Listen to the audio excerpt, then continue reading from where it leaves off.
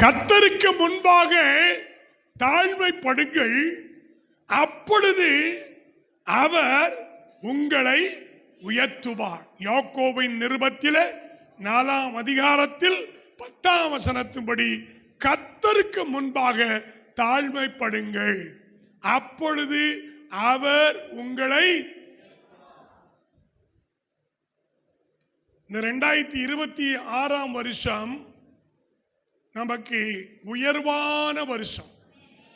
எல்லாரும் ஆமென்னு சொல்லுங்க. உயர்வான வருஷம். நாம் படைத்த காணிக்கைகளையும் ஆண்டவர் அங்கீகரித்து ஆசீர்வதித்து இந்த வாக்குத்தத்த செய்தியை நமக்கு ஆசீர்வாதமாய் தந்தருள நம்ம மத்தியில் இருக்கிற வாத்தியார் சாமுல் ஐயா அவர்கள் ஜெபிப்பார்கள். எல்லாரும் ஆமென்னு சொல்லுங்க. 95ஆம் வருஷத்திலிருந்து நான் வாக்குத்தத்தத்தை எழுதி வச்சிருக்கிறேன். 1995ஆம் வருஷத்திலிருந்து ஒவ்வொரு வருஷமும் கொடுக்கப்பட்ட வாக்குத்தத்தங்களை எழுதி வச்சிருக்கிறேன். அந்தந்த வருஷத்தில் அந்தந்த வாக்குத்தத்தத்தின் ஆசீர்வாதங்களை நான் அனுபவிச்சிருக்கிறேன். நம்முடைய திருச்சபையும் அந்த ஆசீர்வாதங்களுக்கு நேராக கர்த்தர் நடத்தி இருக்கிறார். ஆமென் சொல்லுங்க. அல்லேலூயா. அப்படி என்றால் இந்த 2026ஆம் ஆண்டின்படி அவர் உங்களை உயர்த்துவார். ஆமென் சொல்லுங்க. அவர் சேனைகளின் தேவனாய கர்த்தர். அவர் உலகத்தில் 38 முக்கோடி தெய்வங்கள், 40,000 ரிஷிகள், ஆயிரக்கணக்கான ஜீவசமாதி அடைந்த பக்தர்கள் நிறைய உண்டு. அவர்களெல்லாம் உங்களை உயர்த்த முடியாது. அவர் மட்டும்தான் உங்களை உயர்த்துவார். கர்த்தர் தான் உங்களை எப்படி உயர்த்துவார் கேட்கக்கூடாது. அந்த உயர்த்துவதற்கான ஒரு 5 காரியத்தை சீக்கிரமா சொல்லி உங்களை சீக்கிரமா விருந்து உபசரிப்புக்கு அனுப்பிவிட விரும்புகிறேன். யாருமே கெட்டு போகணும்னு நினைக்க மாட்டோம். புருஷனா இருந்தாலும், மனைவியா இருந்தாலும், பிள்ளைகளா இருந்தாலும், பெத்தவங்களா இருந்தாலும், பேர குழந்தைகளா இருந்தாலும், பேத்தி குழந்தைகளா இருந்தாலும் நல்லா தான் இருக்கணும்னு நினைச்சுவோம். நம்ம எல்லாரும் நினைப்போம். நினைப்போமா நினைப்ப மாட்டோமா? ஒரு காலம் நினைப்போமா நினைப்ப மாட்டோமா? நினைப்போம். நல்லா இருக்கணும்னு நினைப்போம். ஆனா ஆண்டவர் இந்த வருஷத்தின் முதல் நாளிலே வாக்குத்தத்த ஆராதனையிலே சிறப்பு கூட்டத்திலே அவர் உங்களை உயர்த்துவார். ஆமா சொல்லுங்க. அவர் யார்? வானத்தையும் பூமியும் படைத்தவர். அவர் யார்? மனித குலத்தை தனது கைகளினால மண்ணை எடுத்து மனிதனாய் உருவாக்கி துணையாக ஏவாளை தந்து ஆசீர்வதித்தவர். அந்த மனுக்குலம் பாவம் செய்து அவரை விட்டு விலகி போனாலும் அவர் வெறுக்காதவர், மறக்காதவர்.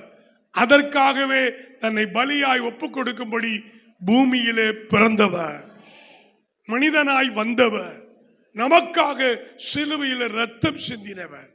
நாம அவரை மறந்துடலாம், அவரு ஒரு நாளும் நம்மளை மறக்கவே மாட்டார்.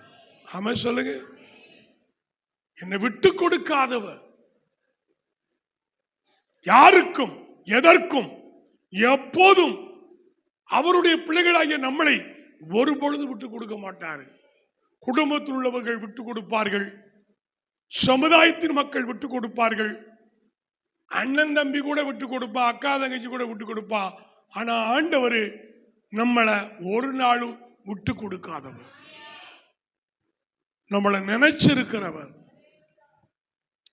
அவர் இந்த ஆண்டுல புதுப்பட்டி திருச்சபையின் மக்களை உயர்த்தணும்னு நினைச்சிருக்கிறார். அவன் நினைச்சா அது நடக்குமா நடக்காதா? கண்டிப்பா நடக்கும். ஆண்டவர் இந்த ஆண்டுல நம்மளை உயர்த்தும்படிக்கு தீர்மானம் பண்ணியிருக்கிறார். அவர் நினைச்சா நடக்கும். அவர் பொய் சொல்லுகிற கடவுள் அல்ல, அவர் மாறாதவர். ஆமென் சொல்லுங்க. ஹல்லேலூயா. அப்ப நீங்க ஒண்ணு புரியுங்க, நான் இடைவிடாது ஆராதிக்கிற தேவன் இந்த ஆண்டுல என்னை உயர்த்தியே தீருவாரு. அவர் செய்ய நினைக்கிறது தடைபடாது என்பதை அறிந்திருக்கிறேன். அவர் சர்வத்தையும் செய்ய வல்லவர். இந்த ஆண்டுல என் தலையை உயர்த்துவா, என்னை உயர்த்துவா. கடுகளவு கூட சந்தேகப்பட்டா நடக்காது. குருட்டுத்தனமா நம்பணும் கடவுளை. என்னை உயர்த்திடுவாரு, இந்த வருஷம் தான் என்னை உயர்த்துற வருஷம் அப்படி நீங்க நினைச்சிட்டீங்கன்னா அது நடந்துரும். இந்த வருஷம் முடிவதற்குள்ள நீங்க எந்த அளவுக்கு உயர்த்தப்பட்டிருக்கிறீர்கள் என்பதை நிச்சயமா நன்கு அறிய முடியும். ஆமென் சொல்லுங்க. அதனால யாக்கோபு 4ஆம் அதிகாரம் 10ஆம் வசனத்தின்படி கர்த்தருக்கு முன் தாழ்மைப்படுங்கள், அப்பொழுது அவர் உங்களை உயர்த்துவார். உயர்த்துவாரா உயர்த்த மாட்டாரா? சந்தேகமே பட வேண்டாம். அவர் நிச்சயம். ஜோதியம்மா இங்க முன்னாடி இடம் இருக்கு, நிறைய சேர் இருக்கு, அதை ஒரு வாரமா வழி விடுங்க. பின்னாடி உட்கார்றதுக்கு இடம் இல்லாம இருக்காங்க, வாங்க இங்க வாங்க, முன்னாடி வாங்க, இங்க நிறைய சேர் இருக்கு, வாங்க. யாரெல்லாம் சேர்ல உட்கார்ந்து ஆசைப்படுறீங்களோ வாங்க. தம்பி பாருங்களா, இன்னும் கொஞ்சம் வாங்க, முன்னாடி வாங்க, அதுல வரிசையா உட்காருங்க. இந்த அம்மா பாருங்க, அந்த அம்மாவுக்குள்ள போங்க. அவ்வளவுதான்.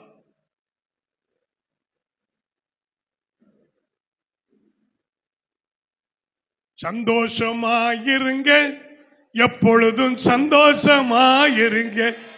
கைத்தட்டி பாருங்க. எப்பொழுதும் சந்தோஷமாயிருங்க.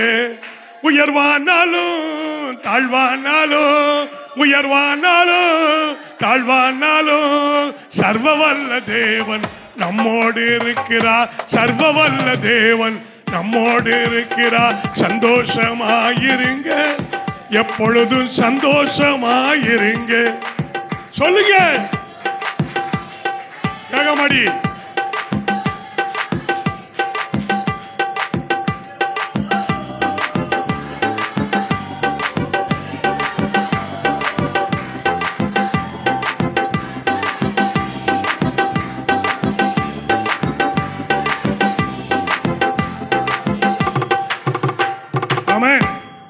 ஹல்லேலூயா.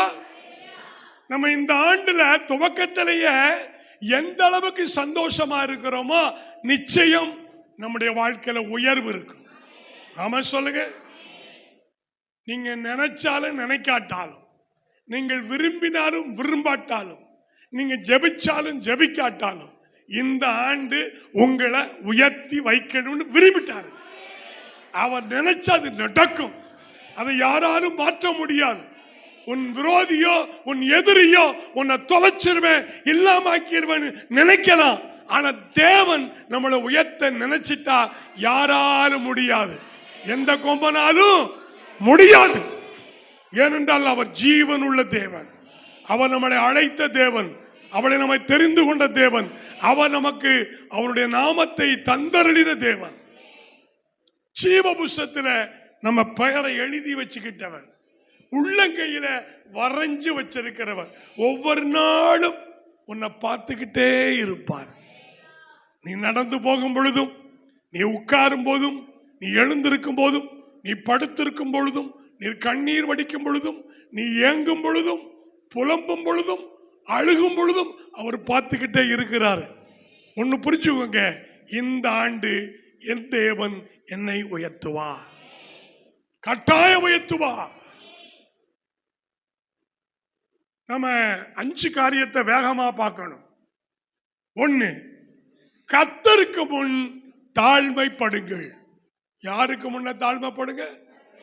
கர்த்தருக்கு முன் தாழ்மைப்படுங்கள், அப்பொழுது அவர் உங்களை. நீங்கள் உயர்த்தப்பட வேண்டுமானால் செய்ய வேண்டிய ஒரு சின்ன காரியம் என்னன்னா, கடவுளுக்கு முன்னாடி தாழ்த்துங்கள். அவர் உயர்ந்தவராயிருந்தும் தாழ்வு உள்ளவனை நோக்கி பார்க்கிற தேவனாய் இருக்கிறபடினாலே கர்த்தருக்கு முன்னாடி தாழ்த்துங்க. மனுஷனுக்கு முன்னாடி தாழ்ந்து போகணும் அவசியம் அல்ல. அதிகாரிகளுக்கு முன்னாடி தாழ்ந்து போகணும் அவசியம் அல்ல. பயங்கரமான கொலைகாரே பயந்துகிட்டு தாழ்ந்து போகணும் இல்லை. நாம கர்த்தருக்கு மட்டும் தாழ்ந்து போனால், தாழ்மையோடு இருந்தால் நமக்கு உயர்வு தன்னால வந்தது. ஆமென். மேன்மைக்கு முன்னாது தாழ்மை எழுது. தன்னை தாழ்த்துகிறவன் எவனும் உயர்த்தப்படுவான் இருக்கு. நமக்கு அந்த மனத்தாழ்மை வரட்டும். கடவுளுக்கு முன்னாடி நீங்களும் நானும் ஒண்ணுமே கிடையாது. நம்ம எல்லாம் ஜீரோ. கர்த்தர் நம்ம கூட இருந்தா தான் நம்ம ஹீரோ. ஆமா சொல்லுங்க. கர்த்தர் நம்ம கூட இருந்தா நம்ம ஹீரோ. இல்லைன்னா வெறும் பூச்சியம், வெறும் ஜீரோ. அந்த கர்த்தருக்கு முன்னாடி ஒவ்வொரு நாளும் உங்களை தாழ்த்தி கொண்டே இருங்கள். அவர் உங்களை ஒவ்வொரு நாளும் உயர்த்தி கொண்டே போவார். எவ்வளவு தூரம் பாஸ்டர் உயர்த்துவாரு? அவர் வானபரியந்தமும் நம்மளை உயர்த்துவார். நம்முடைய புகழ்ச்சியும் கீர்த்தியும் உண்டாகும்படியே அவர் நம்மளை உயர்த்துவார். ஆமா சொல்லுங்க. ஹல்லேலூயா. அப்ப நம்ம ஒண்ணு புரிந்து கொள்ளுங்கள். நான் உயர்த்தப்பட இந்த ஆண்டு தேவனால் வாக்குத்தத்தம் பண்ணப்பட்ட ஒரு அருமையான வார்த்தையில இருக்கிறேன். எனக்கு தாழ்மை மனசு வேணும். பெருமையா பேசக்கூடாது. என் படிப்பு என்ன, என் பதவி என்ன, என் பட்டம் என்ன, என் குடும்பம் என்ன, என் கோத்திரம் என்ன, என் குலம் என்ன, என் வம்சம் என்ன, என் ஜாதி என்ன அப்படின்னு எந்த ரீதியிலும் பெருமை கொள்ளக்கூடாது. கடவுளுக்கு முன்னாடி நம்ம எல்லாரும் சமம். கடவுளுக்கு முன்னாடி நம் ஒண்ணுமில்லை. ஆகையினால கர்த்தருக்கு முன் தாழ்மைப்படுங்கள். அப்பொழுது அவர் உங்களை உயர்த்துவார். இரண்டாவது பாயிண்ட்டுக்கு நம்ம போக இருக்கிறோம். சங்கீதம் 91 வசனம் 14. யாக்கோபு 4:10 தாழ்மைப்படுங்கள் அப்பொழுது உயர்த்துவார். இரண்டாவது சங்கீதம் 91 வசனம் 14. அவன் என்னிடத்தில் வாஞ்சியா இருக்கிறபடியால் அவனை நான் விடுவிப்பேன். என்னுடைய நாமத்தை அவன் அறிந்திருக்கிறபடினால் அவன் உயர்ந்த அடைக்கலத்தில் வைப்பேன். முதல்ல தாழ்மையா இருந்தா உயர்த்துவாரு. இரண்டாவது அவருடைய நாமத்தை அறிந்தால் உயர்ந்த அடைக்கலத்தில் வைக்கப்படுவோம். ஆமா சொல்லுங்க. இரண்டாவது என்னது? ஆண்டவருடைய நாமத்தை அறியணும். அறிந்து கொள்ளணுமா இல்லையா? ஆமா. இயேசு அப்படிங்கிற நாமம் எப்படிப்பட்டது? நம்ம பாட்டு பாடுறோம். இயேசுவின் நாமம் இடிது நாமம், இன்னும் இல்லா நாமம் அப்படிலாம் பாடுறோம்ல. அந்த நாமம் எப்படிப்பட்ட நாமம்? உலகத்திலே எல்லா நாமங்களுக்கும் மேலான நாமம் இயேசுவின் திருநாமம். சொல்லுங்களே. இந்த உலகத்தில் எதெல்லாம் உயர்ந்த நாமமா இருக்கோ எல்லா நாமத்திலும் உயர்ந்த நாமம் நம்ம ஆராதிக்கிற தெய்வத்தினுடைய நாமம். அந்த நாமம் இயேசு. ஆமா சொல்லுங்க. அந்த நாமத்தை அறிஞ்சிருக்கீங்களா? அறியணும். இன்னும் கொஞ்சம் கிட்டி சேரணுமே, இன்னும் கொஞ்சம் அறியணுமேனு பாடுறோம். அவர் நாமத்தை அறிந்து கொள்ளத்தான் நம்ம வாழ்க்கையில உயர்வே வரும். நான் அவரை விசுவாசியாது இருந்தால் கெட்டு போயிருப்பேன்னு சொல்லியிருக்கு. என்றைக்கு அந்த நாமத்தை நான் அறிந்தோனோ அந்த நாமம் என்னை ரட்சித்திருக்கிறது. பாவத்திலிருந்து, சாபத்திலிருந்து, வியாதியிலிருந்து, வறுமையிலிருந்து, தரித்திரத்திலிருந்து, தற்கொலை போகிற எண்ணத்திலிருந்து அந்த நாமம் தான் என்னை ரட்சித்திருக்கு. அந்த நாமம் தான் என்னை உயர்ந்த அடைக்கலத்துல கொண்டு வந்திருக்கிறது. ஆமென் சொல்லுங்க. அப்போ அந்த நாமத்தை நாம் அறியணும். ஒவ்வொருத்தரையும் நான் கேட்டா கொஞ்சம் கொஞ்சம் அறிஞ்சிருக்கவியான்னு சொல்லுவீங்க. ஆனா அந்த நாமத்தை முழுமையா அறியணும். வல்லமையுள்ள நாமம், அற்புதம் செய்யும் நாமம், அதிசயம் செய்கிற நாமம், பாவத்தின் சாபத்தை தொலைத்து விடுகிற நாமம். மரண வரையந்தும் தன்னை தாழ்த்தினபடியினாலே இயேசுவுக்கு எல்லா நாமத்திலும் மேலான நாமத்தை அவருக்கு கொடுக்கப்பட்டிருக்கிறது. அந்த நாமம் அறியணும். அந்த நாமம் தான் இயேசு.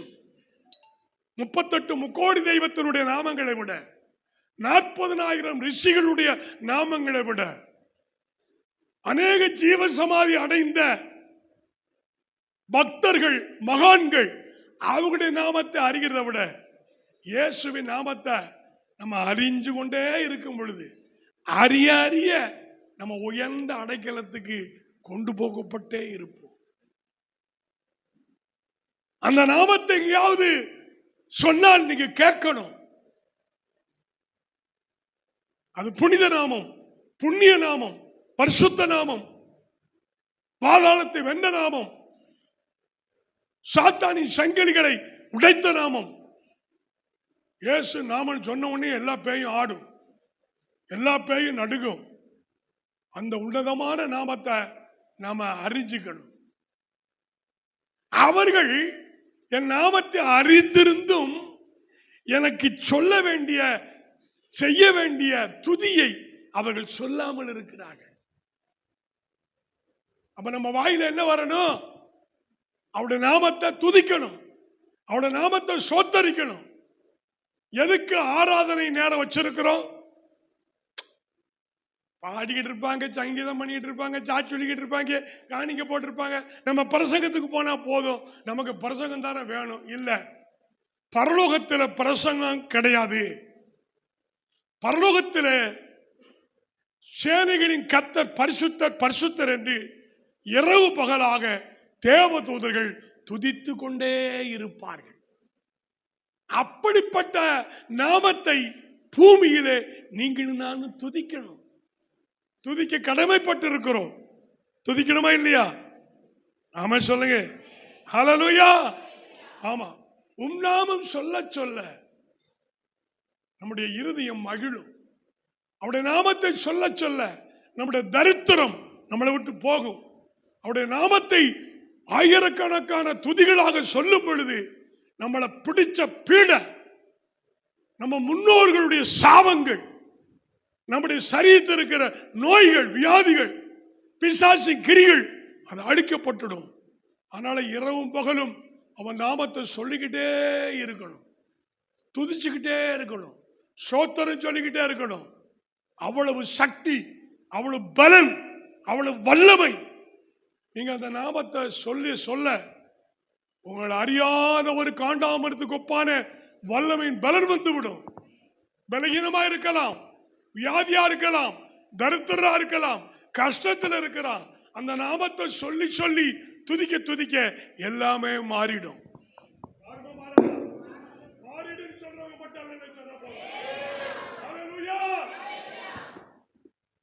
நானும் என்னுடைய அண்ணனாகிய பிஷப் ஐசக் அவர்களும், எங்கள் அண்ணி கௌரி கிரேஸ் அவர்களும் 3 பேரும் ஊழியத்து நிமித்தம் பெங்களூர் பட்டணத்தில் அசோக் நகர் ஏரியாவில் நாங்கள் சைக்கிளை வச்சு ஊட்டிகிட்டே போனோம். அண்ணனுக்கு ஒரு சைக்கிள் உண்டு, அண்ணியும் நானும் போகிறதுனால போக முடியாது. 3 பேர் ஊட்டிகிட்டே நடந்து போனோம். ஒரு இஸ்லாமிய மதத்தை சார்ந்த ஒரு சகோதரன் வந்தான். அதற்கு காரணம், அந்த ஊர்ல பேய்களை துரத்தி, பேய்களை ஓட்டி லட்சக்கணக்கான பணத்தை சம்பாதிக்கிற ஒரு தலைமுடி தர வரைக்கும் தொங்கும், சடசடையா தொங்கும், அழுக்கு சடையா தொங்கும். அந்த அம்மாவுடைய தொழில் நட்டப்படுகிறது. இவங்க இலவசமா ஜெபம் பண்ணி பேயை துரத்துறதுனால நம்மகிட்ட பேய் பிடிச்சவங்க வருதில்லைன்னு அவன் அந்த பொம்பளை அந்த இஸ்லாமிய சகோதரர்களை சொல்லி எங்களை அடிக்கும்படியாக நாங்கள் வருகிற வழியில நின்றார்கள். திடீர்னு 3 பேருக்கு முன்னாடி வந்து நின்றார்கள். உடனே என்னுடைய அண்ணனாகிய பிஷப் ஐசக் அவர்களை ஒரு மூக்கட ஓங்கி ஒரு குத்து குத்துறான். ஏற்கனவே என் அண்ணனுடைய அண்ணன் மிலிட்டரியில பாக்ஸர், குத்துச்சண்டை வீரர், ஜெயித்தவர். அவர் மூக்கல குத்தி குத்தி அடிச்சு அப்படியே சபல, அது ஒன்றும் இல்லாம எலும்பு கூட இல்லாம நொறுங்கி அப்படி இருக்கும், மெதுவா இருக்கும். அதுல ஓங்கி குத்திட்டாங்க. அந்த நிமிஷத்துல எங்க அண்ணி முக்காட போட்டுட்டு சோதர சோதர சோதர சோதரன்னு சொல்ல ஆரம்பிச்சாங்க. அண்ணி துதிக்கிறாங்கன்ட்டு நானும் சேர்ந்து சோதரம் சொல்லும். ஒரு நிமிஷம் சோதரம் சொல்லி முடிச்சு பார்த்தா எவனுமே இல்லை. அந்த குறுப்பு ஓடிட்டாங்க. சோதரம் சொல்லும் பொழுது எவ்வளவு பெரிய சக்தி இருக்குன்னு பாருங்க. உங்கள் எதிரிகளை துரத்திடுகிற நாமம், உங்கள் எதிராளிகளை அழித்து விடுகிற நாமம். நீங்கள் ஒன்றுக்கும் பயப்படாதீங்க. கர்த்தருடைய நாமம் உங்களுக்கு அடைக்கலமாய் இருக்கிறது, துருகமாய் இருக்கிறது, கேடகமாய் இருக்கிறது. அந்த நாமத்தை சொல்லுங்க, துதிங்க. நேரம் கிடைக்கும் போதுல அந்த நாமத்துக்கு ஸ்தோத்திரம் சொல்லுங்க. அது சொல்ல சொல்ல நமக்கு பலன் வரும். நம்மளை தாழ்த்தினால் உயர்வு வரும். அவருடைய நாமத்தை அறிந்தால், அதை அறிந்ததுக்கு பதிலா துதிச்சால் நமக்கு உயர்ந்த அடைக்கலம் கொடுக்கப்படும். ஆமென் சொல்லுங்க. மூணாவது பாயிண்ட்டுக்கு போவோம்.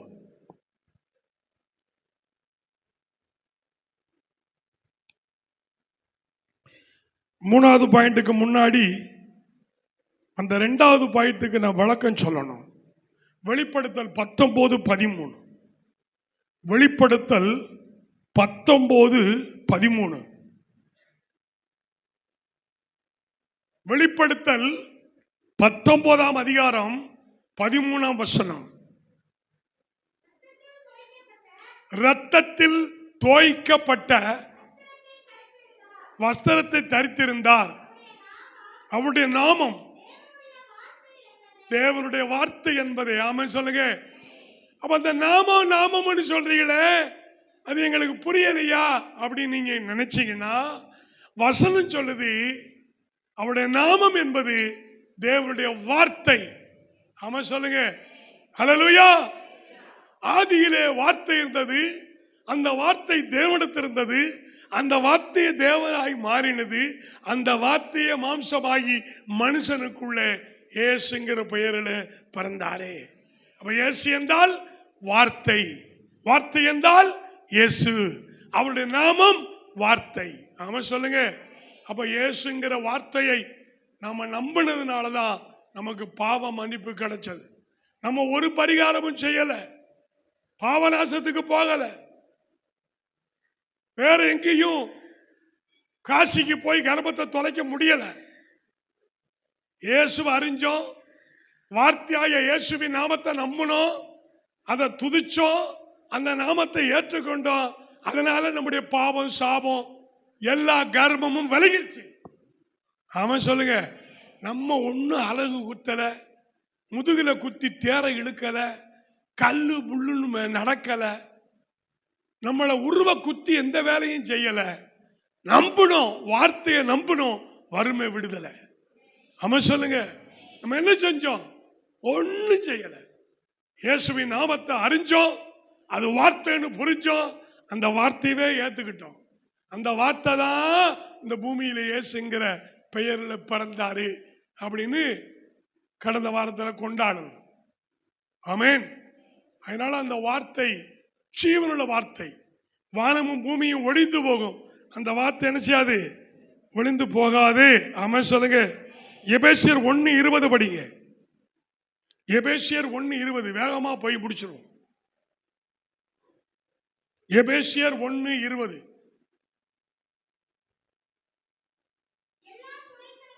எல்லா துரைத்தனங்களுக்கும் அதிகாரத்துக்கும் வல்லமைக்கும் கர்த்தத்துவத்துக்கும் இம்மைக்கு மாத்திரமல்ல மறுமையிலும் பேர் பெற்றிருக்கும் எல்லா நாமத்திற்கும் மேலாய் அவர் உயர்ந்து இருக்கத்தக்கதாக. முடிஞ்சிச்சா? முடியலையா?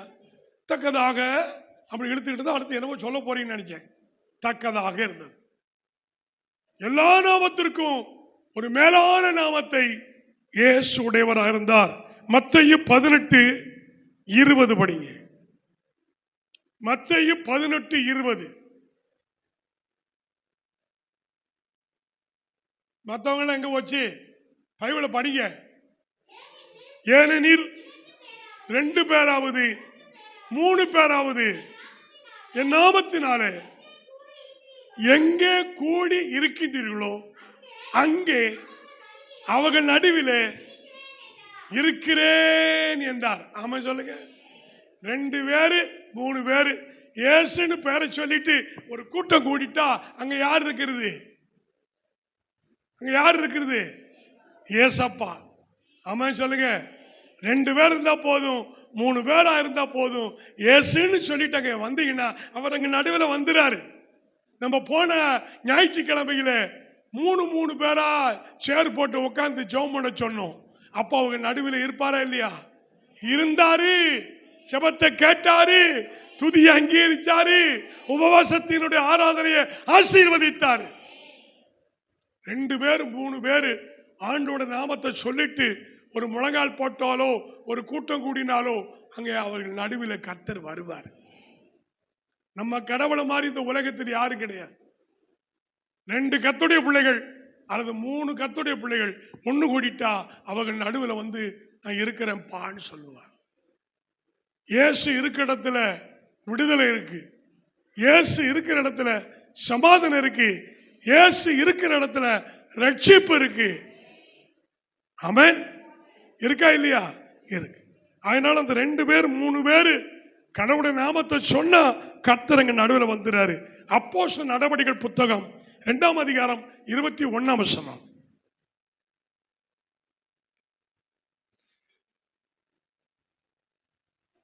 அப்போஸ்தலர் 2:21. அப்பொழுது கர்த்தருடைய நாமத்தை தொழுது கொள்ளுகிறவன் எவனோ அவன் ரட்சிக்கப்படுவான் என்று. ஆமென். ரட்சிக்கப்படுவான் என்று தேவன் சொல்லி இருக்கிறார், உரைத்திருக்கிறார்.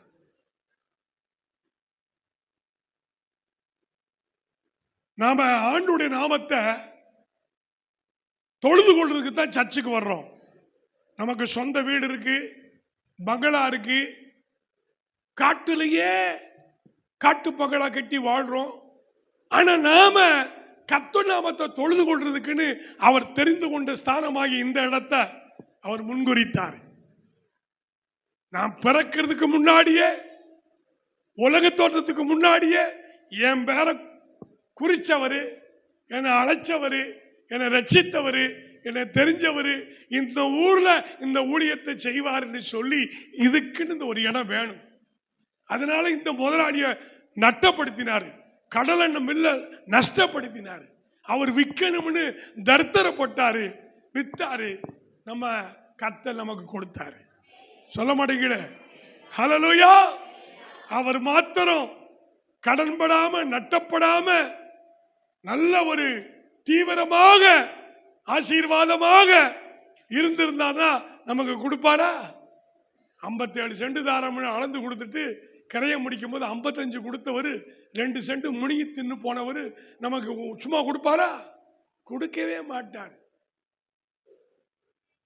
என்னுடைய சகலனுடைய தகப்பனாரோட சொத்து இருக்கு, சர்ச்சுக்கு ஒரு 2 சென்ட் கொடுங்கன்னு கேட்டா கொடுக்க மாட்டேன்டா. உலகம் அப்படிப்பட்ட உலகம். ஆனா இந்த இடத்தை கர்த்தர் முன்குறித்தார். தெரிந்து கொண்ட ஸ்தானம் என்னை ஊழியத்துக்கு கொண்டு வந்தார், உங்களை ஆராதிக்க கொண்டு வந்தார். நம்மெல்லாம் சேர்ந்து தேவனை தொழுது கொள்கிறோம். நம்ம தொழுது கொள்கிற போதெல்லாம் அவன் நமக்கு சமீபமாய் வருகிறார். ஆமென். அவர் நம்மளை ரட்சிக்கிறார். அதனால இந்த ஸ்தலத்துக்கு எல்லா இடங்களிலிருந்து வருகிறார்கள். 25 வகையான ஏரியாவிலிருந்து 15 வகையான சமுதாய மக்கள் வந்து கொண்டிருக்கிறார்கள். இதை கர்த்தர் தெரிந்த இடம். இதுல இருக்கிறவர்கள் இருப்பார்கள், இதை விட்டு போகிறவர்கள் போவார்கள். எனக்கு அதை பத்தி கவலை இல்லை. அவர் தெரிந்து கொண்ட ஸ்தானத்தில் அவர் மட்டும் போகவே மாட்டார். அவர் இருப்பார். நான் உன்னை விட்டு விலகுவதும் இல்லை, உன்னை கைவிடுவதும் இல்லை. ஒரு 7-8 குடும்பம் போச்சு, 7-8 குடும்பம் புதுசா வந்திருக்கு. அது உங்களுக்கு தெரியுமா? மறுபடியும் நம்முடைய திருச்சபையின் குடும்பங்கள், எங்க குடும்பம் தவிர 63, எங்க குடும்பத்தை சேர்த்து 65, 68. அல்லேலூயா. நீங்கள் விசுவாசமாயிருங்கள். தேவன் அதனதன் காலத்தில் சகலத்தையும் சரியாய் செய்வார். நம்மளை உயர்த்துவதுதான் அவருடைய நோக்கம்.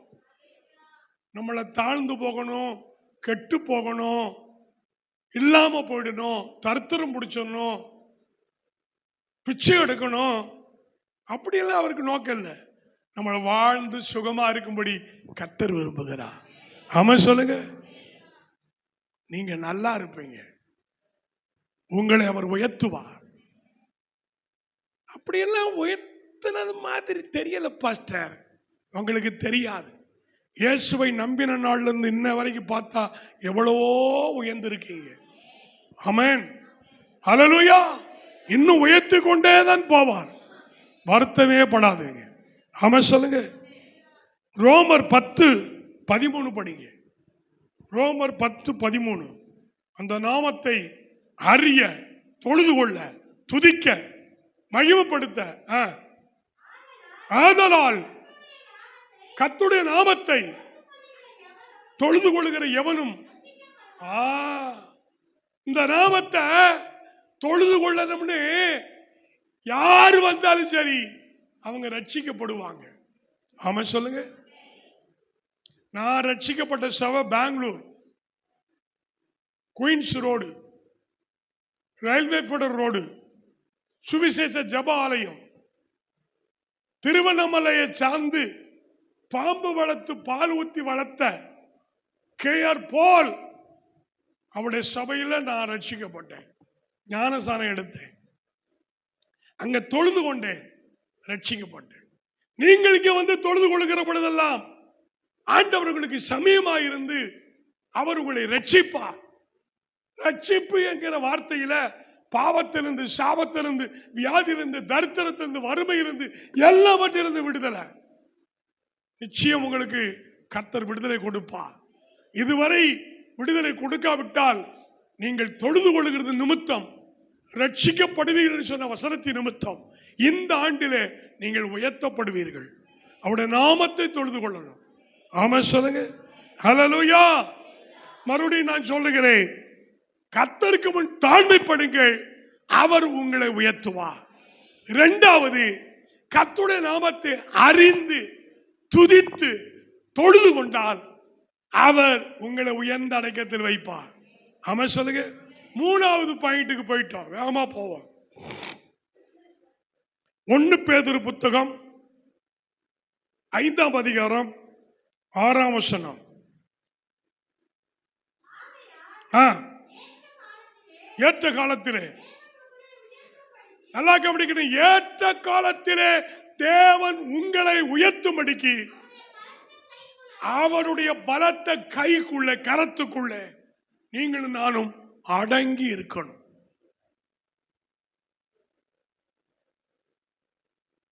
நம்முடைய குடும்பங்களிலிருந்து IAS வருவார்கள், IPS வருவார்கள், IFS வருவார்கள், டாக்டர்கள் வருவார்கள், இன்ஜினியர் வருவார்கள். குறிப்பிட்ட காலத்துக்குள்ள நம்முடைய வம்சங்கள் ஆசீர்வதிக்கப்படும். நீங்களும் நானும் உயர்ந்த ஸ்தானத்திற்குள் வருவோம். ஆமா சொல்லுங்க.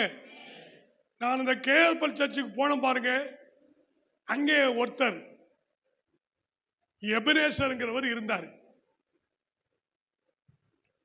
அவர் யாருன்னா, அந்த பெங்களூர் பட்டணத்தில் பிச்சை எடுக்கிறவர். அவருடைய ட்ரெஸ் என்ன தெரியுமா? சாக்கு, கோணிச்சாக்கு. கோணிச்சாக்கு இடுப்புல கட்டி பிச்சை எடுத்து அவரு சுவிசேஷ ஜப ஆலயத்துக்கு போனார். ஓரத்தில் ஆண்டவரை கேள்விப்பட்டாரு, அவருடைய நாமத்தை அறிஞ்சாரு, அவர் தன்னை தாழ்த்தினாரு, தொழுது கொண்டாரு, அந்த சபையில அங்கத்தினரா மாறினார். அந்த சபையில 800 குடும்பம், நம்ம சபையில 63 குடும்பம், அங்க 800 குடும்பம். எவ்வளவு பெரிய சபையா இருக்கும். அங்கதான் டிஜிஎஸ் தினகரன் அவர்கள் ஊழியத்தில் பயிற்றுவிக்கப்பட்டு சப்பானிகள் நடந்தார்கள், குருடர்கள் பார்த்தார்கள், செவிடர்கள் கேட்டார்கள். அப்படிப்பட்ட ஒரு ஊழியத்தை செஞ்ச டிஜிஎஸ் தினகரன் என்னுடைய ஆவிக்குரிய போதகர் தான் வளர்ந்தவர். சென்னையில ரட்சிக்கப்பட்டவர், பெங்களூர்ல வளர்ந்தவர். லிவிங் ஸ்டார் அப்படிங்கிற ஒரு பத்திரிகை போட்டவர்.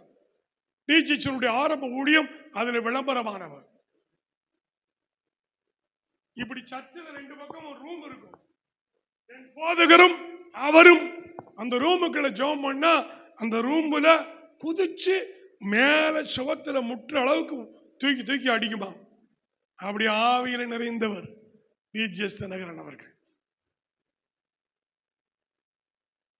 அப்படி ஆவிக்குரிய போதகர்.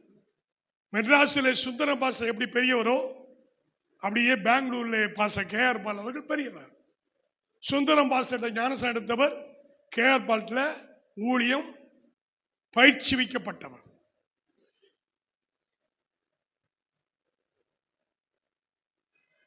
அப்போ அப்படிப்பட்ட ஒரு சபையில கோணிச்சாக்கை கட்டி பிச்சை எடுத்து சாப்பிட்டவர் சபையில வந்து இயேசுவை அறிந்து தொழுது கொள்ள ஆரம்பிச்சு ரட்சிக்கப்பட்டு ஞானசானம் எடுத்து 800 குடும்பத்தில் அவர் ஒரு குடும்பமா இருந்தார்.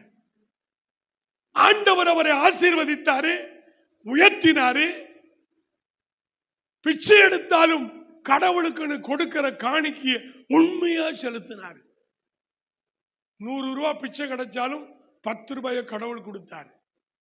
அந்த சபையில உயர்த்தினார். பெங்களூர் ராஜாஜி நகர்ல அவருக்கு சொந்தமா ஒரு ஃபேக்டரி.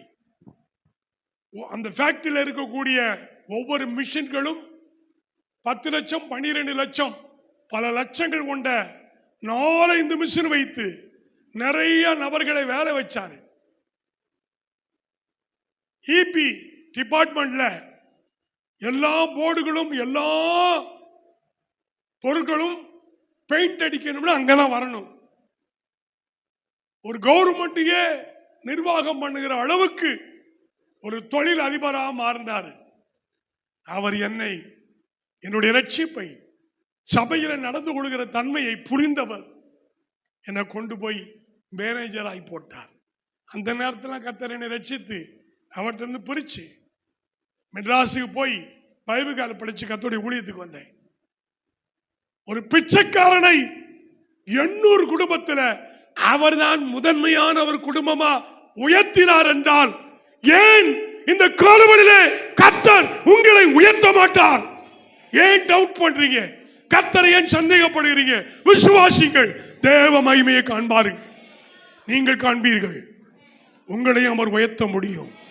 அவரால் ஆகாத காரியம் ஒண்ணுமே நிச்சயமா அவரால் எல்லாம் கூடும். நீங்க என்ன நினைக்கிறீங்கன்னா உங்களையே நினைக்கிறீங்க, உங்க சூழ்நிலையை நினைக்கிறீங்க, உங்க படிப்பை நினைக்கிறீங்க, உங்க தகுதியை நினைக்கிறீங்க, உங்க திறமையை நினைக்கிறீங்க. தப்பு. கர்த்தரையே நோக்கணும். அவர் யார்? வல்லமை உள்ளவர், பராக்கிரமசாலி. அவரால் கூடாத காரியம் ஒன்றுமில்லை. அவரால் எல்லாம் கூடும். அவர் நினைச்ச உங்களை ஒரே நாள்ல நம்ம உயர்த்த முடியும். யோனா நினிவே பட்டணம் கவுந்து போகணும்னு நினைச்சு ஊருக்கு ஒரு பக்கம் ஒதுக்கி இருக்கும் பொழுது அவன் பக்கத்திலேயே ஒரே நாள்ல ஒரு ஆமணக்கு செடியை நல்லா வளர பண்ணி நல்லா படர பண்ணி நல்ல நிழல் கொடுக்கிற செடியா ஆசீர்வதித்தார். இவனுக்கு புத்தி சொல்றதுக்காக மறுநாள் ஒரு புழுவை கொடுத்து அந்த ஆமணக்கு செடி முழுவதும் தின்று விட்டது. பகல் நேரத்தில் வெயில் அடிச்சிருச்சு. இந்த தீர்க்கதரிசி மண்டையில அது படுது, சுடுது, எரிச்சல் அடைகிறான். இந்த ஆமணக்க செடி நேத்து இல்ல, நேத்து தான் முளைச்சிச்சு, ஆனா இன்னைக்கு காஞ்சு போச்சுன்னு கோவப்பட்டான். கடவுள் அந்த யோனாவினுடைய மண்டையில ஒரு தட்டி, நீ ஒண்ணுமே செய்யாத இந்த ஆமணக்கை செடிக்கு இவ்வளவு வருத்தப்படுற, வலது கைக்கு இடது கைக்கு வித்தியாசம் தெரியாது இருக்கிற இந்த நினிவே ஜனங்களை குறித்து எனக்கு வருத்தம் இல்லாமல் இருக்குமா? நம்முடைய ஆண்டவர் நமக்காக பரிதவிக்கிறவர், நமக்காக வருத்தப்படுகிறவர். நம்மளை எப்படியா இருந்து பூமியிலே சீமான்களாய் சீமாட்டிகளாய் ஆபிரகாமை போல நம்மளை உயர்த்தணும்னு விரும்புகிறாரு. கோலும் கையுமாய் போன யாக்கோபை இரு பரிவாரங்களுக்குரிய ஆசீர்வாதத்தின் தகப்பனா மாற்றி அவன் வயிற்றில் பிறந்த 12 கோத்தரங்களை கோத்தர பிதாக்களாய் உயர்த்துறது உண்மையானார் இந்த புதுப்பட்டு திருச்சபையில அங்கமாயிருக்கிற குடியிருக்கிற ஒவ்வொரு குடும்பத்தையும் கர்த்தர் இந்த ஆண்டு உயர்த்துவா உயர்த்துவா. அவருடைய கரம் உங்களை உயர்த்தும். அப்படி என்றால் அவருக்கு முன்னே உங்களை தாழ்த்துங்கள். அவருடைய நாமத்தை இன்னும் அறிய, இன்னும் துதிக்க, அவருடைய நாமத்தை இன்னும் மகிமைப்படுத்த உங்களை ஒப்புக் கொடுங்க. மூணாவது, அந்த கரம் உங்களை உயர்த்துற வரைக்கும் அந்த கரத்துல என்ன செய்யுங்க? அடங்குங்க. இங்கதான் நிறைய குடும்பத்துல பிரச்சனை. புருஷனுக்கு பொண்டாட்டி அடக்கிறது இல்ல, பொண்டாட்டி புருஷனுக்கு அடக்கிறது இல்ல, பிள்ளைங்க பெத்தவங்களுக்கு அடக்கிறது இல்ல, பெத்தவங்க பிள்ளைகளை மதிக்கிறது கிடையாது. அடங்கா பிடாரிகள் போல. உங்களை நான் சொல்லல, பைபிள் சொன்னதை சொன்னேன். அப்படி இருக்கக்கூடாது. கர்த்தருடைய கரத்துக்குள்ள எப்பயுமே என்ன செய்யணும்? கொஞ்சம் அடக்கி வாசிக்க, அடங்கி போகணும். ஆகாரங்க வா, என்ன போய்கிட்டு இருக்க? போ, உன் சக்களத்தினுடைய கை கீழே அடங்குனாரு சொன்னாரா இல்லையா? ஆமா. அந்த ஆகாரி கண்ணீரை கண்ட தேவன் ஆகாருக்கு புத்திமதி சொல்லி போய் அடங்கியிருன்னு கத்து கொடுத்தவர். நாமும் ஆண்டுடைய கரத்தில் அடங்கி இருந்தா அவன் நம்மளை உயர்த்துவார். நிறைய பேருக்கு கொஞ்சம் பாட தெரிஞ்சவனே அவங்கள அடக்க முடியல. சின்ன குட்டி பிரசங்கம் பண்ண தெரிஞ்சவனே அவங்களை பிடிக்க முடியல. கொஞ்சம் அழகு இருந்தவன பெரிய பீத்துருது. அடங்கணும். அவரால் தான் எல்லாம் வரும். ஞானம் வரும், திறமை வரும், பணம் வரும், படிப்பு வரும், பதவி வரும், அதிகாரம் வரும், சொத்து வரும், ஆஸ்தி வரும். அவரால் தான் வரும். ஆனா அவரை நீ மறந்துடக்கூடாது. அவரை நீ மதிக்கணும், அவருக்கு அடங்கணும், அவரை மீறக்கூடாது. என்ன சொல்ல மாட்டேங்கிறீங்க? ஆமென். கர்த்தருடைய பலத்த கரத்துக்குள்ள அடங்கிருங்கள். ஏற்ற நேரத்தில் அவர் உங்களை உயர்த்துவார். நிறைய பேர் தங்களை தாங்களே உயர்த்தி கொள்ள விரும்புறாங்க. படுதோல்வி ஆகி படுபாதாளத்தில் விழுந்து கிடக்கிறாங்க. கர்த்தர் உங்களை உயர்த்துவதற்கு உங்கள் மேல் நினைவா இருக்கிறார். அவன் சொல்லுங்க, கடவுள் உங்கள் மேல் எப்போது நினைவா இருக்கிறார். என் மகளை நான் உயர்த்தணும், என் மகனை நான் உயர்த்தணும், என் பிள்ளைகளை நான் உயர்த்தணும், என் குடும்பத்தை உயர்த்தணும், என்னை நம்பி ஆராதிக்கிற அத்தனை குடும்பத்தையும் இந்த ஆண்டுல உயர்த்தணும் முடிவெடுத்து தான் உன்னோடு இந்த வாக்குத்தத்த ஆராதனை பேசிக்கிட்டு இருக்காரு. நீங்க மட்டும் செய்ய வேண்டியது தாழ்மைப்படுங்கள், அவருடைய நாமத்தை அறிந்து துதித்து கொண்டிருங்கள், அவருடைய பலத்தை கைக்குள்ள அடங்குங்கள். ஆமென் சொல்லுங்க. நாலாவதாக தானியேல் 3:30 முடிச்சிருவேன். 3:30 தானியேல் தீர்க்கதரிசன புத்தகம். பைபிள் படிக்கிறீங்க, பைபிளை படிச்சு பழகணும். வாசிக்க சொல்லும்போது படக்கு வாசிக்கணும். 10 வைராக்கியம் வரணும். சும்மா மண்ணு மாதிரி இருக்கக்கூடாது. 30 வருஷம் விசுவாசியா இருந்தும் இன்னும் பைபிளை திறந்து பார்க்கணுங்கிற புத்தி இல்லை. படிங்க. 3:30 தானியேல். பின்பு அப்படித்தான் படிக்கணும். பின்பு ராஜா இல்ல, பின்பு ராஜா சாத்ராக், மேசாக், ஆபேத்நேகோ என்பவர்களை பாபிலோன் தேசத்தில் உயர்த்தினார். கைத்தட்டுகளே, நல்லா ஜோரா கைத்தட்டுகளே. சாத்ராக்கு, மேசாக்கு, ஆபேத்நேகோ யாரு? எருசலேமிலிருந்து சிறை கைதியாய் வந்த பாபிலோன் தேசத்து அடிமைகள். ஆனா பாபிலோன் தேசத்தினுடைய அடிமைகளாய் வந்திருந்தாலும் அந்த தேசத்திலேயே அந்த ராஜாவால் உயர்த்தப்பட்டவர்கள். ஆமா சொல்லுங்க. ஒருவேளை நீங்களும் அவ்வளவு அடிமைகளாக, கொத்தடிமைகளாக இருந்தாலும் ஆண்டவர் அந்த தேசத்திலேயே அவங்களை உயர்த்தணும்னு நினைச்சா அவர் உயர்த்திடுவார். உயர்த்த நினைச்சா உயர்த்துவாரா? உயர்த்தப்பட்டாரா? உயர்த்துவாரு. நான் என்ன அம்புட்டு படிச்சிருக்கேனாக்கும்? எனக்கு என்ன அவ்வளவு ஊரா இருக்கு? எனக்கு அவ்வளவு புத்தியா இருக்கு?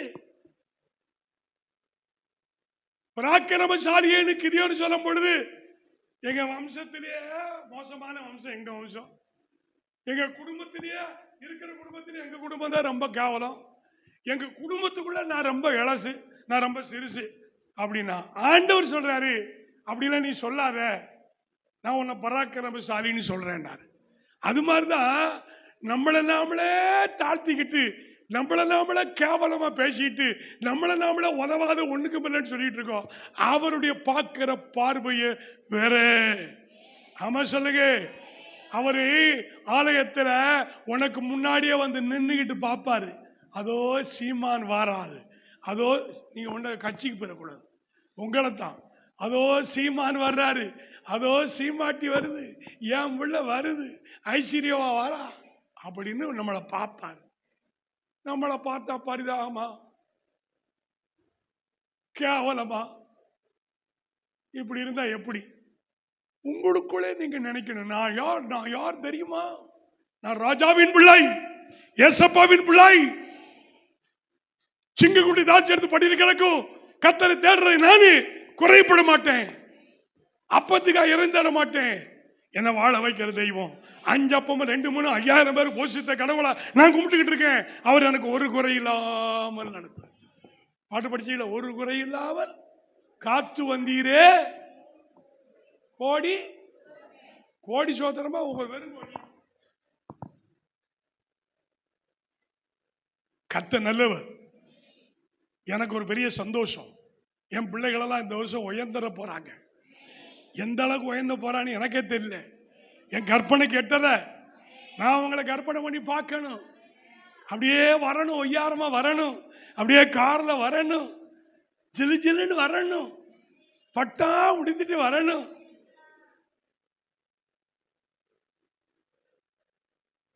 இந்த வெள்ளை போட்டா தான் நல்லா இருக்குன்னு சொல்லிக்கிறாங்க. நானும் சின்ன நேரத்தில் வெள்ளைய போட்டுக்கிறேன், எனக்கு அதுல நம்பிக்கை இல்லை. நம்ம மனசு வெள்ளையா இருக்கு. ஆமா சொல்லுங்க, நம்முடைய மனசு வெள்ளையா இருந்தா. நீங்க எல்லாம் கர்த்தர் சமூகத்தில் வரும்போது ஜில்லு ஜில்லு ஜில்லுன்னு வந்தீங்கன்னா, பக்கத்து வீட்டுக்காரி கேப்பா, இன்னும் ஞாயிற்றுக்கிழமையானவொன்னு ஜில்லு ஜில்லுன்னு போறான், அவ கும்பிடுற கடவுள் அப்படி நல்லா இருப்பாரோ, அப்ப நம்மளும் போனா நம்மளும் நல்லா இருக்கலாமோ அப்படின்னு நினைக்கணும். நம்மளை பீத்ததை கிழிஞ்சுக்கிட்டு ஒரு மாதிரியா வந்தா, நல்ல வேலை நம்ம அவ பின்னாடி போகல அப்படி சொல்லக்கூடாது. ஆமென். நீ எங்க வரைய, எந்த சர்ச்சுக்கு வரைய, நாங்களும் வரோம் அப்படி சொல்லணும். அந்த மாதிரி நம்ம வாழணும். நம்ம உடுத்துற உடை, நம்ம உண்கிற உண்பு, நம்ம இருக்கிற வீடு, நம்ம வாழ்க்கை தரம் எல்லாமே உயர்த்தப்படணும். கைத்தாட்டுகளே, இந்த ஆண்டு உங்களை உயர்த்துகிற ஆண்டு. உயர்த்துவா, மேன்மை அடைவீர்கள், மேன்மை அடைய செய்வா. தகுதி என்னன்னா நம்மளை தாழ்த்தணும். தகுதி என்னன்னா ஆண்டோட நாமத்தை அறியணும், துதிக்கணும், தொழுது கொள்ளணும். தகுதி என்னன்னா ஆண்டோட கரத்துக்குள்ள அடங்கி இருக்கும். 4வது, இந்த சாத்ராக் மேஷக் ஆபேத்நேகோ அவர்கள் ஒரு தீர்மானம் பண்ணினார்கள். பொற்சிலையை வணங்கணும், இங்கே பயங்கரமான அக்கினி சூளை இருக்கு, சிலையை வணங்காதன்னா உள்ள போட்டுருவாங்க, வணங்கிட்டா அழிவுக்கு தப்பிச்சிடலான்னாங்க. எல்லாரும் பயந்துகிட்டு சிலையை வணங்கினாங்க. இந்த 3 பேர் மட்டும் நிக்காங்க. ஏ ராஜாவே, உமக்கு தெரியட்டும், நாங்கள் ஆராதிக்கிற, இடைவிடாது ஆராதிக்கிற என் தேவன் அக்கினி சூளைக்கு தப்பு வைக்க வல்லவர். ஒருவேளை அவர் தப்பு வைக்காம மறந்துட்டாலும் பரவாயில்ல, நீர் நிறுத்தின சிலைய நாங்க வணங்க மாட்டோம், ஒன்றான மெய்தேவனாய கர்த்தரையே துதிப்பே, காலமெல்லாம் துதிப்பே, வல்லவர், நல்லவர், கிருபை உள்ளவர். அப்படி சவால் விட்டாங்க. ராஜாவுக்கு கோபம் மூண்டு அக்கினி சூளையை 7 மடங்கு பெருசாக்குனாங்க. பயங்கரமான விறக போட்டு முதல்ல எரிஞ்ச அக்கினி தழலை விட 2வது எரிகிறது பயங்கரமா இருக்கு. நீங்களும் நானும் அந்த இடத்துல இருந்தவன, ஏன் அம்மாடி பொசிக்கிறோம்ல, இது எதுக்கு மனசுக்குள்ள இயேசுவே நினைச்சுக்கிறோம். சிலைக்கு விழுந்துக்கணும் அப்படின்னு நினைப்போம். நினைப்போமா? நினைக்க மாட்டோமா? செத்தாலும் பரவாயில்ல, கர்த்தர் தான். ஆமென். உயிர் இருந்தாலும் உயிர் போனாலும் ஆண்டவர் தான். அப்படி நம்பிக்கை உள்ளவர்கள் தான் உயர்ந்த அடைக்கிறதுக்கு வருவாங்க. தூக்கி 3 பேர் உள்ள போட்டாச்சு. அவங்க நடனம் ஆடி பாடுறாங்க. தண்ணீரை கிடக்கும் போது, ஆறுகளை கிடக்கும் போது, அக்கினியில நடக்கும் பொழுது என் கூடவே இருக்கிறீர்னு உள்ள பாடிட்டு ஆடிக்கிட்டு இருக்காங்க. வெளியிருந்து பார்க்காங்க. ஏலே, உள்ள 3 பேர் தாடா போட்டோம், உள்ள இப்ப 4 பேரு டான்ஸ் ஆடுறாங்கடா அப்படின்னு பார்த்து ராசாவுக்கு பயம் உண்டாகி, உன்னதமான தேவனுடைய மக்களே வாங்க, வெளியே வாங்க. கர்த்தர் கூட 4வது ஆளா இருந்தாரு. அந்த அக்கினி அவங்களை என்ன செய்யல, தொடல. அந்த கருகின வாசல் அவங்க ரோமத்துல வரல. அவ்வளவு பாதுகாத்த கடவுள். வெளியே வந்த உடனே, ஏய் என் ராஜ்யத்தில் இருக்கிற மக்களே, ஒன்னு சொல்றேன், இவங்க 3 பேர் கும்பிடுற கடவுள் தான் உண்மையான கடவுள். கைத்தட்டுங்களே, ஹல்லேலூயா. தங்க ஜீவனை துஷ்டம் என்று எண்ணி ராஜ கட்டளைக்கு பயப்படாம அவரையே நம்பி இருந்தபடினாலே அக்கினி சூளைக்கு தப்பு வைக்க வல்லவராயிருந்த இஸ்ரவேலின் தேவனை கர்த்தர் தான் என் ராஜ்யம் முழுமைக்கும் கடவுளா இருக்கணும். எவனாவது இந்த கடவுளை தவிர வேற ஏதாவது கொண்டுச்சுன்னா தூக்கி உங்களை சாவடிச்சிருவோம், சாம்பலாக்கிடுவோம் அப்படின்னு சொல்லிட்டார். ஆமா, சொல்லுங்க ஹல்லேலூயா. அப்போ 4 பாயிண்ட் சொல்லுங்க பாப்போம். என்ன கேட்டீங்கன்னு கேட்டீங்களா? இல்ல சாப்பாடு ரெடின்னு சொன்னாரு, எந்நேரம் கொடுப்பாரு, எப்ப முடிப்பாரு யோசிச்சுட்டு இருந்தீங்களா? நம்பர் 1, தாழ்மைப்படுங்கள். அவருடைய நாமத்தை அறிஞ்சு துதிச்சு தொழுது கொள்ளுங்கள். 3வது, அவருடைய கரத்துக்குள்ள அடங்கிருங்கள். 4வது, அவருடைய நாமத்திற்காக வைராக்கியமாக வாழுங்கள். இப்படி 4 காரியத்தை நீங்க செஞ்சீங்கன்னா இந்த வருஷம் முடிகிறதுக்குள்ள கர்த்தர் உங்களை உயர்த்துவார், உயர்த்துவார். ஒரே ஒரு உதாரணத்தை மட்டும் நான் சொல்லிட்டு முடிச்சிறேன். 2 நாளாகமம் புத்தகம் 33:12 சில வசனங்கள் இருக்கு.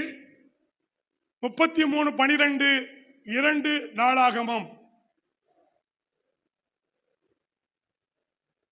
The book of Chronicle chapter 33 verse 12. 33:12 2 நாளாகமம்.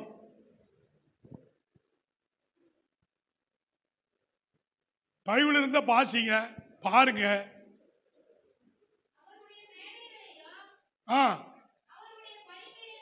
சரி, தப்பு. இப்படி, அதாவது 2 நாளாகமம். நீ 1 நாளாம் படிச்சிருக்க.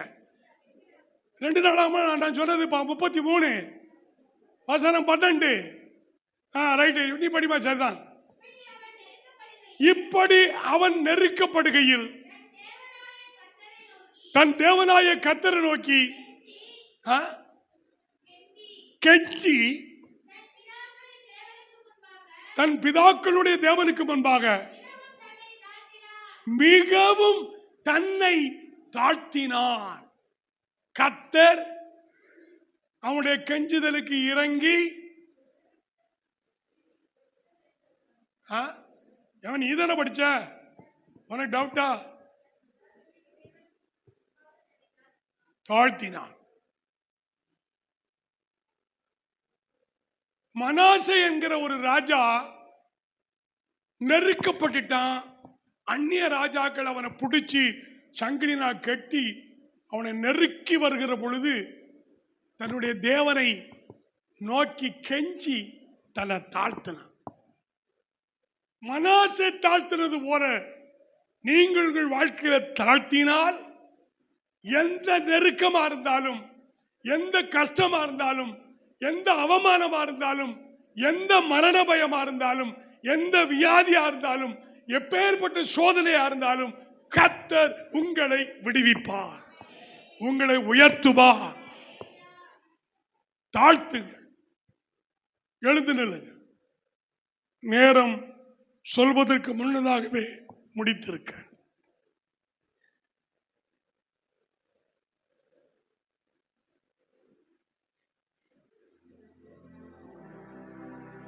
எல்லாரும் எழுந்து நிற்போம்.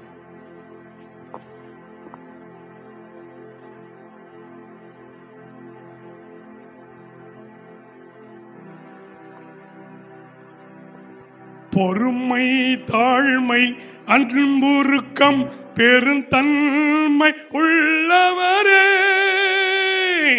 பெருமை, தாழ்மை, அன்புருக்கம், பெருந்தன்மை உள்ள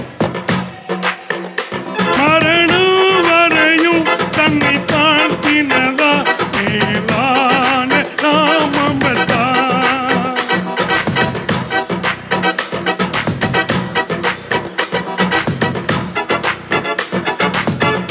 இரண்டாவது பாட்டு. பிறந்தா பிறந்தா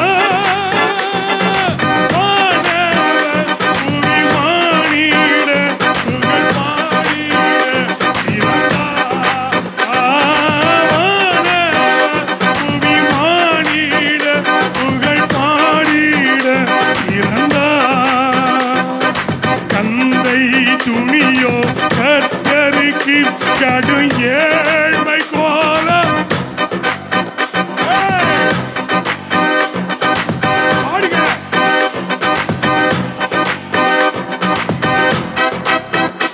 இலையேறப்பட்ட உடை அலங்கரிப்பும் ஆசையும் நமக்கு. பிழையேறப்பட்ட உடை அலங்கரிப்பு ஆசையும் நமக்கே. ஆசையும் நமக்கே. இறந்தா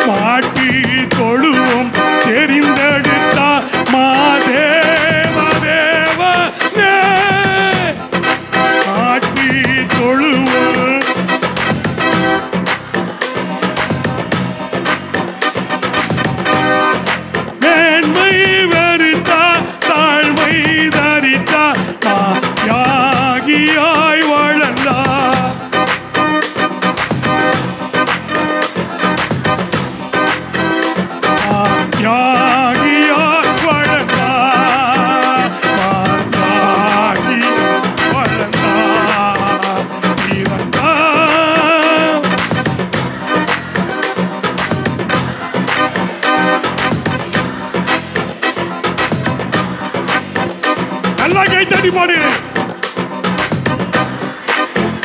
புவி பாடிட புகழ் பாடிட பிறந்தா இயேசு பிறந்தா உள்ளமதில் இதை ஏங்கு சாட்டிடுவோம்.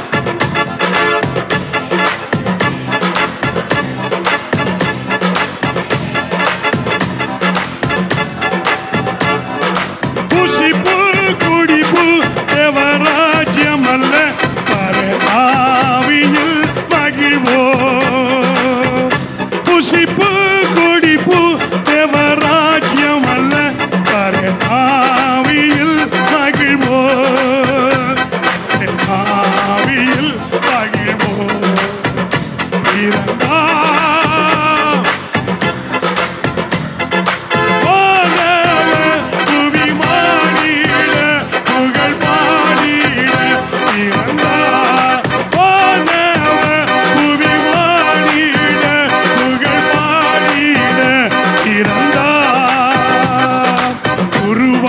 தொடரும் சீடர்களும் குரு போல மாறிடுவோம்.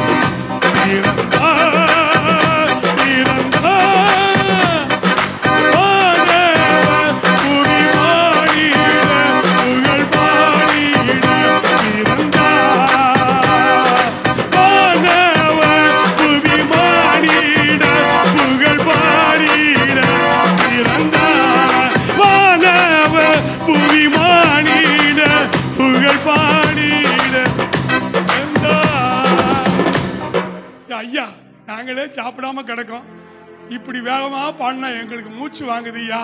வானவ புவி மானிட புகழ் பாடிட பிறந்தா, வானவ புவி மானிட புகழ் பாடிட பிறந்தா. நம்முடைய இயேசு பிறந்தது நல்லதா இல்லையா? ஆமென், ஹல்லேலூயா. முடிவு ஜெபத்தை பாஸ்டர் ராஜேந்தர் அவர்கள் ஏறெடுத்து முடிப்பார். அப்படி தலைகளை தாழ்த்தி, வானத்தையும் பூமியும் படைத்த சர்வவல்லமுள்ள தேவனாகிய கர்த்தரே, இந்த வருடத்தின் இந்த முதல் நாளை ஆண்டவரே உம்முடைய கரத்தில் நாங்கள் ஒப்படைத்திருக்கின்றோம். நாங்கள் வந்து உம்மை நாங்கள் உயர்த்தினோம், பாடினோம். எங்களை ஆண்டவரே நாங்கள் உமக்கு சமர்ப்பித்தோம். எங்களுடைய ஆவி, எங்களுடைய ஆத்துமா, எங்களுடைய சரீரத்தை ஆண்டவரே நீர் அங்கீகரித்து ஆசீர்வதித்திருக்கின்றேன். நாங்கள் செலுத்தின ஆண்டவரே முதல் பலன் என்று சொல்லப்படுகிற முதற் காணிக்கைகளை கர்த்தர் அங்கீகரித்து ஆசீர்வதித்திருக்கின்றேன். கர்த்தர் உன்னை மேன்மையாக வைப்பார். இந்த வருடம் முழுவதும் கர்த்தர் உன்னை உயர்த்துவார். அதற்கு சில ஆலோசனைகளை கர்த்தர் கொடுத்திருக்கின்றேன். நாங்கள் செய்கிற வேலையிலும், நாங்கள் ஆண்டவரே படிக்கிற இடங்களிலும், நாங்கள் பிரயாணப்படுகிற எல்லா பிரயாணங்களிலும் நிறைவான நன்மை எங்களுக்கு கொடுக்க நீர் சித்தமுள்ளவராய் இருக்கிறீரே. உம்மை நாங்கள்